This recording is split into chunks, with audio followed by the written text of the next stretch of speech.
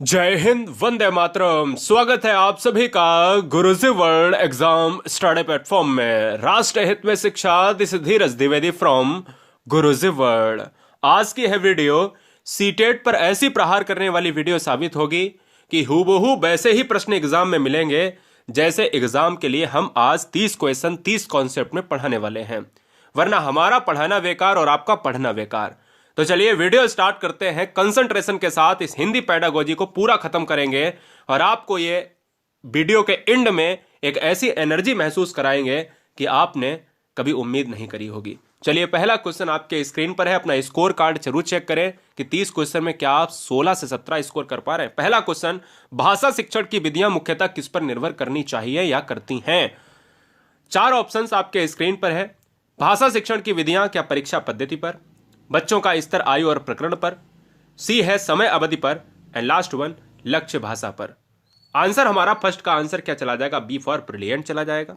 Reason क्या है कि भाषा शिक्षण की विधियां दोस्तों बच्चों के स्तर पर, इसलिए कि एक क्लासरूम में अगर कोई अध्यापक अध्यापिका पढ़ा रहा है तो वो बच्चे का स्तर तो पहले जाने तब तो पढ़ाए, और किस पद्धति से पढ़ा रहा है, क्या प्रकरण है, वो भी जानना चाहिए।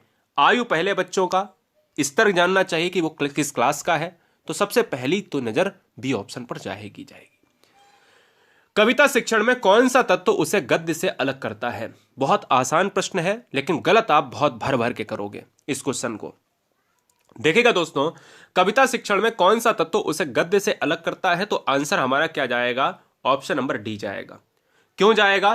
कविता किसमें आती है? कविता एक पद्य में आती है, और पद्य जो होता है वो गाया जाता है, गाकर पढ़ा जाता है। और गद्य में क्या आता है? गद्य में दोस्तों कहानी आती है, कविता आती है। तो कहानी आती है, उसको केवल नॉर्मल तरीके से हम पढ़ते हैं। तो कहानी और कविता में फर्क कितना होता है? लयबद्धता का फर्क होता है। तो कविता शिक्षण में कौन सा तत्व उसे गद्य से अलग करता है? तो मतलब गेयता के आधार पर ही अलग करेगा, लयबद्धता के आधार पर अलग करेगा। तो आंसर डी हो जाएगा। अर्थ की गहनता को समझने में कौन सी पद्धति सर्वाधिक रूप से सहायक है? अर्थ की गहनता को समझने के लिए द्रुत पठन होना चाहिए, सस्वर पठन होना चाहिए, धीमा पठन होना चाहिए, या फिर मौन पठन होना चाहिए। तो आंसर हमारा क्या हो जाएगा? हमारा आंसर हो जाएगा मौन पठन के लिए ऑप्शन नंबर डी लॉक हो जाएगा। तीसरे का आंसर डी हो जाएगा। याद रखेंगे मौन पठन। क्यों? क्योंकि अर्थ की गहनता को समझने के लिए बहुत ही कंसंट्रेशन से कोई बच्चा अगर पढ़ रहा है तो मतलब मौन होकर पढ़ रहा है। तो आंसर हमारा डी लॉक होगा। निम्नलिखित में कौन सा भाषा शिक्षण का उद्देश्य है? कौन सा भाषा शिक्षण का उद्देश्य है? जवाब देना है भाषा सीखते समय त्रुटियां बिल्कुल ना करना, भाषा की बारीकी और सौंदर्य बोध को सही रूप से समझने की क्षमता को हतोत्साहित करना, भाषा के व्याकरण सीखने पर बल देना, निगेटिव ऑप्शंस को हटा देना एक कला होती है, क्या आप हटा सकते हो? निजी अनुभव के आधार पर भाषा का सृजनशील प्रयोग करना, तो मैं कहता हूं बिल्कुल ना करना निगेटिव है। सौंदर्य का बोध को सही रूप से अगर हतोत्साहित, भाई प्रोत्साहित करो तो पॉजिटिव है, हतोत्साहित तो निगेटिव है। बल देना एक निगेटिव है। आंसर डी हो जाएगा, क्योंकि सबसे बड़ा आंसर, सबसे पॉजिटिव आंसर सृजनशील आ रहा है, तो इसलिए इससे बेस्ट आंसर हो नहीं सकता। चलिए, यदि पहली बार है आप गुरुजी वर्ल्ड एग्जाम स्टडी पर, तो गुरुजी वर्ल्ड एग्जाम स्टडी लाखों और मिलियंस बच्चों को एक सरकारी विद्यालय में सरकारी अध्यापक अध्यापिका बना चुका है। अगला नंबर आपका है। अगर ईमानदारी से सिलेक्शन चाहते हैं तो ईमानदारी से फ्री में सारे कोर्स प्राप्त करने के लिए, सिलेक्शन के लिए सब्सक्राइब करें। भाषा शिक्षण में सहायक है दोस्तों। भाषा शिक्षण में अगर सहायक है तो क्या है? पांचवें का आंसर क्या हो जाएगा? ऑप्शन नंबर ए, निदानात्मक एवं उपचारात्मक कार्य। शुद्ध भाषा पर देखिए, बच्चे को बल नहीं दे सकते। साहित्य शिक्षण से भाषा शिक्षण नहीं सही होगी। व्याकरण नियम और रूल जानने से सही शिक्षण नहीं हो सकता। हाँ, जो त्रुटियां हैं उनको निदान के रूप में लाइए, जो त्रुटियां हैं, गलतियां हैं, उनको उपचार करिए। आंसर ए जाएगा। भाषा शिक्षण की प्रक्रिया क्या है? ए, बी, सी, डी। 4 ऑप्शंस है। अत्यंत जटिल प्रक्रिया है, भाषा की कक्षा में ही संभव है, घर में संभव नहीं है। आंसर निगेटिव तुरंत हटाइए। विभिन्न कक्षाओं की कक्षाओं में भी संभव है, घर में संभव नहीं है, गलत। ही वाला कक्षा में ही कंडीशन डाल रहा है, तुरंत हटाइए। अत्यंत जटिल प्रक्रिया है तो क्या है? तुरंत हटाइए। जटिल, कठिन, निगेटिव आंसर को तुरंत हटाना। अगर एक कला आप समझ गए तो क्वेश्चन को कोई भी पेडागोजी हो, इवन ईवीएस हो, पेडागोजी हो, मैथ पेडागोजी हो, सीडीपी पेडागोजी हो, आप सब कर ले जाओगे। कविता शिक्षण में आप सर्वाधिक महत्व किसे देंगे? अब ध्यान दीजिएगा, कविता शिक्षण में अगर आप कविता पढ़ा रहे हो तो आप सबसे ज्यादा महत्व किसको देंगे? कविता में अलंकारों की पहचान करना, कि अलंकार बता दो, समास बता दो, संधि बता दो। कविता का भाव विश्लेषण करना, ये हो सकता है, पॉजिटिव है। कविता के तत्वों के आधार पर उसकी समीक्षा करना, ये भी सही है। कविता का भावपूर्ण पाठन और रसानुभूति, तो कविता में क्या है, रस की अनुभूति की जाती है जो दिल को छूने वाली होती है और उसके भाव को ग्रहण किया जाता है, इसलिए सबसे ऑप्शन बेस्ट है डी ऑप्शन, क्योंकि इसमें सबसे पॉजिटिव आंसर है रसानुभूति। कविता का एकदम से हृदय स्पर्शी रसानुभूति कर लेना, आंसर हमारा डी लॉक करेगा। अगला क्वेश्चन 8 नंबर। विद्यालय आने से पूर्व बच्चे भाषा के व्याकरण की सचेत समझ रखते हैं, ऑप्शन ए। भाषा का बिल्कुल भी ज्ञान नहीं रखते हैं, ऑप्शन बी। भाषा में समझने समझाने की कुशलता से लैस होते हैं, यानी अपनी भाषा में समझने समझाने की कुशलता से लैस होते हैं, या फिर सभी भाषाओं में पूर्ण दक्षता रखते हैं। विद्यालय आने से पूर्व बच्चा तो कोरी स्लेट होता है, लेकिन ऐसा भी नहीं है कुछ नहीं जानते हैं। सभी भाषाओं में तो होते नहीं है, क्योंकि हर भाषा कैसे भैया गर्भ से सीख कर आएगा क्या, या 1 से 4 साल जब तक घर तक रहता है विद्यालय जाने से पूर्व, तो क्या सीख लेगा क्या, नहीं। अब देखिएगा यहां पर जो आंसर है वो ऑप्शन नंबर सी हो जाएगा, अपनी भाषा, मातृभाषा, मदर टंग की बात करते हैं, इसलिए अपनी भाषा में समझने समझाने में कुछ लैस होते हैं, इसलिए आंसर सी हो जाएगा। शिक्षक की स्वयं की भाषा प्रयोग की कुशलता, लॉक किया जाए, आंसर क्या हो सकता है। 30 क्वेश्चन धमाकेदार लेकर आए हैं और इस धमाकेदार वीडियो में आपको एक सिलेक्शन की एक जो कमी है ना वो पूरी होती दिखाई देगी वीडियो के अंत तक। शिक्षक की स्वयं की भाषा प्रयोग की कुशलता, 9 नंबर का जो आंसर होगा डी हो जाएगा। भाषा के बच्चों के प्रयोग के लिए आदर्श रूप प्रस्तुत करती है, इसलिए डी ऑप्शन सही हो जाएगा। बाध्य निगेटिव है, अलंकारिक निगेटिव है, नहीं निगेटिव है। नेक्स्ट, भाषा सीखने सिखाने के प्रयोग में अर्थ गढ़ने का आधार मुख्यता है। अगर हम लैंग्वेज सिखा रहे हैं या सीख रहे हैं, उस प्रक्रिया में अर्थ गढ़ने का आधार मुख्यता है, तो क्या होना चाहिए, किस तरीके से ज्यादा बच्चों को समझ में आएगा, किस तरीके से बच्चा भाषा शिक्षण में, भाषा डेवलप करने में अपने आप को सहज महसूस करेगा, तो आंसर क्या हो जाएगा, ऑप्शन नंबर डी, सामाजिक सांस्कृतिक परिवेश। इसमें जितना जल्दी बच्चा सीखता है उतना जल्दी कहीं नहीं सीखता है, ठीक है ना, याद रखिएगा। 11 कक्षा 1 और 2 के बच्चे से क्वेश्चन है कि कक्षा 1 और कक्षा 2 के बच्चों के लिए आप किस तरह की कहानी का चयन करेंगे। बड़ा सुंदर प्रश्न है कि 1 और 2 का बच्चा, कंडीशन डाल दी भैया पहले से उसने कि क्लास 1 और क्लास 2 का बच्चा है, किस तरह की कहानी का चयन करेंगे आप, जो बहुत छोटी हो, जिसमें बहुत सारे पात्र हो, जिसमें 2 ही पात्र हो, जिसके शब्दों में वाक्यों और घटनाओं का वर्णन किया गया हो और शैली जो है चित्रात्मक हो, तो इससे बेस्ट आंसर क्या हो। कंडीशंस वाले नहीं लेने हैं, कंडीशंस कोई जिसमें कंडीशंस कहते नहीं, इसमें एक ही होना चाहिए, इसमें 2 ही होने चाहिए, गलत है। सस्वर पठन का मुख्य उद्देश्य क्या होना चाहिए। सस्वर पठन का मुख्य उद्देश्य दोस्तों आपको बताना है। सस्वर पठन की बात अगर की जाए तो क्या बच्चों की पढ़ने संबंधी झिझक को समाप्त करना, बोल बोल कर पढ़ना, द्रुत गति से पठन करना या पढ़ना, मौन पठन करना। सस्वर पठन की बात अगर कर दी जाए ना तुरंत दोस्तों याद रखना है, बहुत बढ़िया क्वेश्चन है, बहुत जबरदस्त क्वेश्चन है। इस क्वेश्चन को याद रखना है कि 12 नंबर का जो आंसर है, 12 का आंसर ऑप्शन नंबर ए चला जाएगा। बच्चों की पढ़ने संबंधी झिझक को समाप्त करना, इसलिए इस क्वेश्चन का आंसर ए हो जाएगा। सस्वर पठन में क्या होता है, ऑप्शन नंबर ए सुइटेबल, इसलिए बड़ा है, पॉजिटिव है और झिझक को समाप्त करता है। चामस्की से क्वेश्चन आता ही आता है कि भाषा डेवलप करने के लिए, भाषा प्रयोग के लिए चामस्की जाने ही जाते हैं। चलिए चामस्की से क्वेश्चन कर लेते हैं। चामस्की के अनुसार कौन सा कथन सही है। चामस्की के अनुसार कौन सा कथन सही है। बच्चों में भाषा सीखने की जन्मजात क्षमता होती है, बच्चों में भाषा सीखने की जन्मजात क्षमता नहीं होती है, मनाही कर रहा है ऑप्शन नंबर बी। बच्चों में भाषा सीखने की क्षमता बहुत सीमित होती है, एक सीमित दायरे में धकेल रहा है ऑप्शन। बच्चों को व्याकरण सीखना जरूरी होता है, तो मैं कहता हूं इससे भी बेस्ट आंसर क्या हो सकता है, इन बीसीडी में से ऑप्शन नंबर ए इसलिए बेस्ट है क्योंकि जन्मजात क्षमता होती है, बच्चे अपनी भाषा से लैस होते हैं, बच्चे अपनी भाषा से लैस होते हैं और बच्चे भाषा सीख सकते हैं, हर बच्चा भाषा सीख सकता है। प्राथमिक स्तर पर हिंदी भाषा शिक्षण के लिए सबसे अधिक महत्वपूर्ण क्या है। बहुत सुंदर सा प्रश्न है कि प्राइमरी लेवल की बात कर ली, इस क्वेश्चन में पहले से कंडीशन डाल दी कि प्राथमिक स्तर है, हिंदी भाषा शिक्षण के लिए सबसे बेस्ट ऑप्शन कौन सा होता, सबसे बेस्ट जो है तकनीक क्या होगी। पाठ्य पुस्तक, उच्च स्तरीय तकनीक यंत्र, भाषा प्रयोग के अवसर, व्याकरण के नियमों को आप याद करा देते हो, स्मरण करा देते हो। मैं कहता हूं कौन सा निगेटिव हो सकता है, पाठ्य पुस्तक सब कुछ नहीं होती है, व्याकरण के नियम ही सब कुछ नहीं होते हैं, तकनीक यंत्रों का प्रयोग करके बच्चों को, छोटे बच्चे हैं कैसे पढ़ेंगे, आंसर सी होगा। अगर अवसर आप प्राप्त करा रहे हो तो हमारा जो आंसर जाएगा वो ऑप्शन नंबर क्या, सी के साथ चला जाएगा। नेक्स्ट, पठन पाठन के अंत में ऐसे अभ्यास एवं गतिविधियां हों जो सरल भाषा वाले हों, ऑप्शन नंबर ए। बच्चों को स्वयं कुछ करने और सीखने के अवसर प्रदान करें, कितना अच्छा ऑप्शन है, क्या मैं यहीं रुक जाऊं? चलिए और पढ़ लेता हूं। केवल पाठ, तुरंत काट दीजिएगा, केवल वाला पाठ पर बिल्कुल आधारित ना हो निगेटिव है। ऑप्शन नंबर ए और बी में लड़ाई अगर हो रही तो बी सबसे बड़ा आंसर, सबसे पॉजिटिव आंसर है, क्योंकि इसमें बच्चे को अवसर मिल रहा है। और अगर अवसर प्रदान कर रहे हो, स्वयं करने की बात कर रहे हो, क्योंकि करके सीखना एनसीएफ 2005 कहता है, आंसर बी जाएगा। लर्निंग विदाउट बर्डन की बात भी करी गई है। 16 नंबर, प्राथमिक स्तर पर भाषा सीखने सिखाने की सबसे पहली शर्त क्या है? बड़ा सुंदर सा प्रश्न है, ध्यान दीजिएगा। प्राथमिक स्तर पर भाषा सीखने सिखाने की सबसे पहली शर्त बताइए। पहला, सरल पाठ्य पुस्तक। दूसरा, बाल साहित्यकारों का साहित्य। तीसरा, चार्ट पोस्टर से सुसज्जित कक्षा। और डी, निवेश समृद्ध संप्रेषण का वातावरण, यानी जो वातावरण है वो बड़ा यूनिक है, पॉजिटिव है। आंसर 16 का क्या होगा?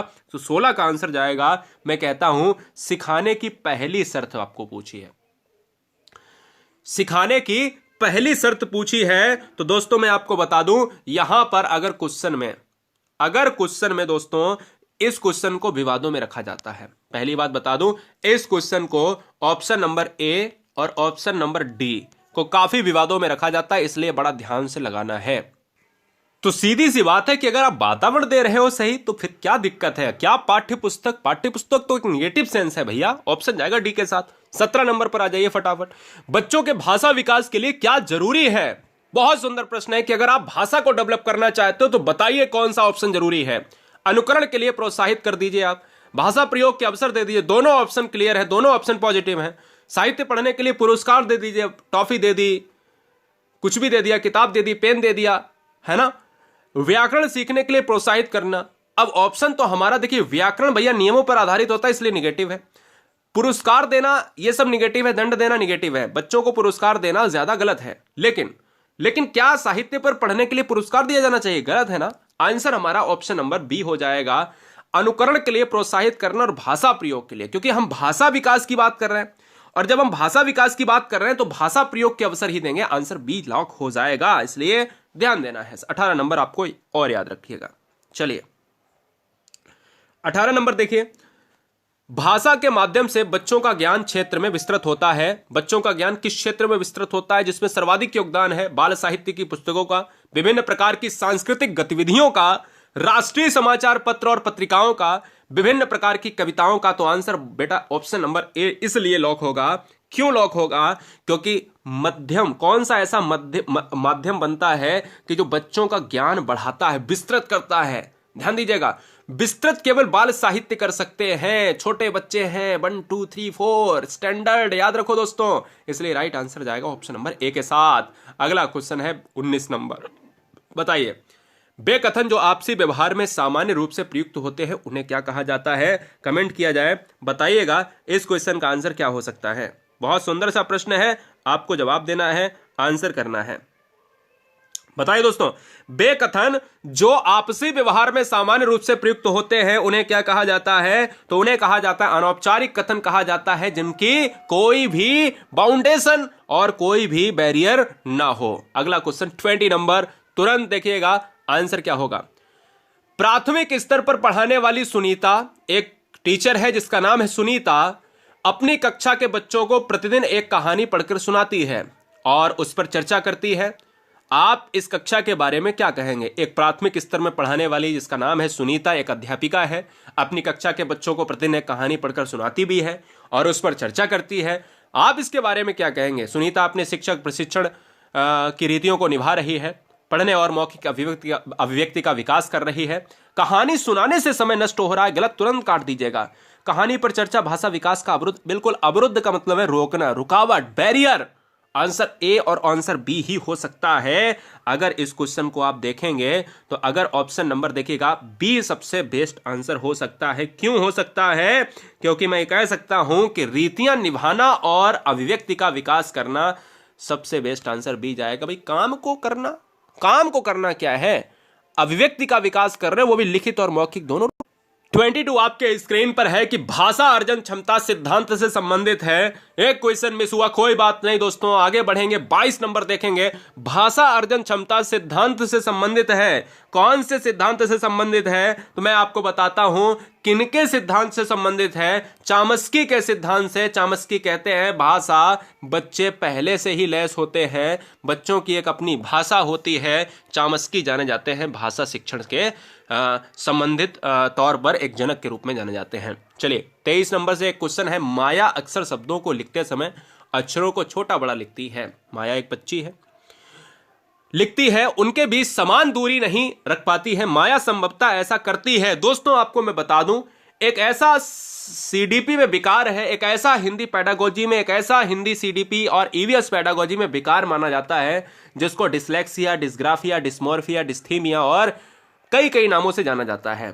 अगर कोई लिखने राइटिंग से संबंधित कोई इश्यूज आ रहे, कोई अक्षमता है तो डिस्ग्राफिया होता है। यह बात आपको याद रखना है। डिस्ग्राफिया कहां पर है? कोई अगर लिखने में अक्षमता पैदा करता है, लिखने में अगर कोई विकार है, लिखने में क्या है, कोई विकार है, तो वो दोस्तों आपको याद रखना है, डिस्ग्राफिया हो जाएगा। अगला, व्याकरण शिक्षण की वह पद्धति अपेक्षाकृत अधिक उचित है जिसमें बच्चे नियमों को कंठस्थ कर लेते हैं, बच्चे उदाहरण से नियम की ओर जाते हैं, बच्चे नियमों से उदाहरण की ओर जाते हैं, या बच्चे सूत्रों का प्रयोग करते हैं। 24 नंबर का जो आंसर जाएगा वो किसके साथ चला जाएगा? तो मैं ये कहता हूं दोस्तों, मैं ये कहता हूं कि व्याकरण शिक्षण की वह पद्धति क्या है दोस्तों?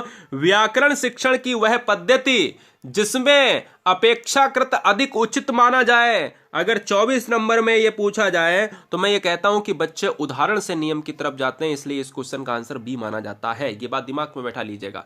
अगला क्वेश्चन है 25 नंबर, बच्चों की लेखन क्षमता का आकलन करने की दृष्टि से कौन सा प्रश्न सर्वाधिक बेहतर है? सर्वाधिक बेहतर है अगर हम लेखन क्षमता का आकलन करना चाहते हैं कि बच्चे किस तरीके से सोचते हैं, किस तरीके से विचारते हैं, किस तरीके से लिखते हैं अपने भाव को। बहादुर वित्तों शीर्षक कहानी लिखिए, बहादुर वित्तों पर कहानी का शीर्षक दीजिए। बहादुर वित्तों में संज्ञा शब्द को चिन्हित करना है। अच्छा, सबसे ज्यादा कहां पर बच्चा एफर्ट्स दिखाएगा? सबसे ज्यादा बच्चा ऑप्शन नंबर डी होगा, दिखाएगा। शीर्षक दे देगा आसानी से, कहानी लिख देगा आसानी से, चिन्हित कर देगा आसानी से, लेकिन उसको पूरी तरीके से बदलकर ही अपने भाव में, अपने शब्दों में अगर लिखेगा तो सर्वाधिक बेहतर रहेगा। आंसर डी हो जाएगा। अगला क्वेश्चन आपके स्क्रीन पर है, ये रहा, कह रहा है पढ़ने की कुशलता में सर्वाधिक महत्वपूर्ण है। पढ़ने की कुशलता में सर्वाधिक महत्वपूर्ण अर्थ निर्माण, उच्चारणगत शुद्धता, तीव्र गति एंड लास्ट वन दोस्तों शब्द पढ़ना।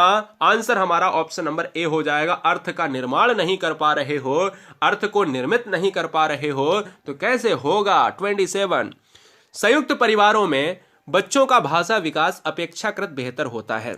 संयुक्त परिवारों में बच्चों का भाषा विकास अपेक्षाकृत होता है बेहतर। इसका आधार क्या है? बड़ों की परिपक्व भाषा, बच्चों द्वारा बड़ों का अनुकरण, परस्पर प्रश्नोत्तर या परस्पर अंतःक्रिया। 27 नंबर का आंसर जाएगा अंतःक्रिया। क्यों? क्योंकि संयुक्त परिवारों में बच्चों का भाषा विकास, अंतःक्रिया, लोग ज्यादा संयुक्त परिवार, बहुत से बच्चे, बहुत से लोग, बड़े भी होंगे, छोटे भी होंगे, और अंतःक्रिया के माध्यम से सीखेंगे तो सबसे बेस्ट आंसर होगा। प्राथमिक स्तर पर भाषा शिक्षण के संदर्भ में कौन सा कथन सर्वाधिक उचित है? बताइए। बच्चा प्राइमरी लेवल का है, शिक्षण के संदर्भ में आपको सबसे बेस्ट कथन बताना है। सभी बच्चों की प्रगति समान रूप से होनी चाहिए, ही होनी चाहिए। अगर ही देखो तुरंत काट दो निगेटिव में, ठीक है ना। पॉजिटिव में अगर निगेटिव आ जाए तो गलत होना चाहिए, ठीक है ना। बच्चों को विभिन्न प्रकार का बाल साहित्य पढ़ने के अवसर दें, ये सही है, हो सकता है आंसर। बच्चों को क्रम से भाषा कौशल सिखाने जाने चाहिए। कंडीशन डाल दी, तुरंत काटो। केवल डाल दिया, अरे कंडीशन डाल दी, आंसर बी हो जाएगा। अवसर देना सबसे पॉजिटिव है।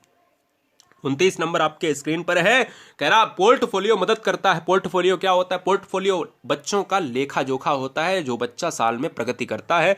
प्रगति का एक रिपोर्ट कार्ड होता है, वही पोर्टफोलियो होता है कि बच्चे ने क्या क्या सीखा है इतने इतने दिनों में, यही पोर्टफोलियो होता है। मदद करता है, क्या मदद करता है? क्रमिक प्रगति का, प्रगति वाला ऑप्शन ढूंढ लो कि बच्चे की प्रगति क्या है। क्रमिक प्रगति, प्रगति का आकलन करने में, एवेल्यूट करने में दोस्तों। अगला क्वेश्चन 30 नंबर आपके स्क्रीन पर है। चैनल पर पहली बार है कोई बहन कोई भाई तो ईमानदारी से चैनल को सब्सक्राइब करें, एक सिलेक्शन के लिए और सरकारी विद्यालय में अध्यापक और अध्यापिका बनने के लिए। और उम्मीद करता हूं कि आप क्वेश्चंस के जरिए अपने एग्जाम को फोड़ देंगे। अगर आप चाहो तो नीचे दी गई लिंक 2 घंटे में सारी खत्म कर दोगे। 10-10, 15-15 मिनट की वीडियोस हैं। कहीं पैड कोर्स लेने की, कहीं इधर उधर किताब झांकने की जरूरत नहीं। वीडियो केवल यूट्यूब पर देखिए और पूरे सिलेबस को एनसीईआरटी तौर पर खत्म कर लीजिए, एग्जाम दीजिए और एग्जाम में क्रैक कर लीजिए एग्जाम। अंतिम प्रश्न का आंसर क्या होगा? सी ऑप्शन हो जाएगा। समरूपता की समझ विकसित होगी। कक्षा 3 की गणित की अध्यापिका बिमला प्रकाश बच्चों को प्रेरित कर रही कि बिंदुओं की ग्रिड आकृतियां बनाएं, इससे बच्चों की क्या होगी? समरूपता की समझ विकसित होगी। ये गणित और हिंदी का मिक्सअप क्वेश्चन था दोस्तों। मैं उम्मीद करता हूं कि आपने इस वीडियो को एंजॉय किया होगा। अपने 4 दोस्तों में ये जरूर बताइए, उनसे ये ना कहिए सब्सक्राइब कर ले, मेरा सब्सक्रिप्शंस नहीं इंपॉर्टेंट, मेरा उद्देश्य है सिलेक्शन। उनसे ये कहिए कि अगर आपका परीक्षा आपका एग्जाम है, आपको पढ़ना है, तो क्विक रिवीजन चल रहा है। एक चैनल का नाम है गुरुजी वर्ल्ड। अपने मित्रों को, अपने दोस्तों को, अपनी सहेलियों को, सबको बताइए दोस्तों, क्योंकि ये अंतिम समय है। अंतिम समय में किसके घरों में अगर खुशियां आती हैं तो क्या दिक्कत है। Love you guys, thanks for watching video Guruji world exam study. Vande Mataram. आप सभी के माता पिता को इंकलाब जिंदाबाद, जय हिंद, प्रणाम, नमस्ते, आदाब, सत श्री अकाल, ताल ठोकर, जय महाकाल। Love you guys.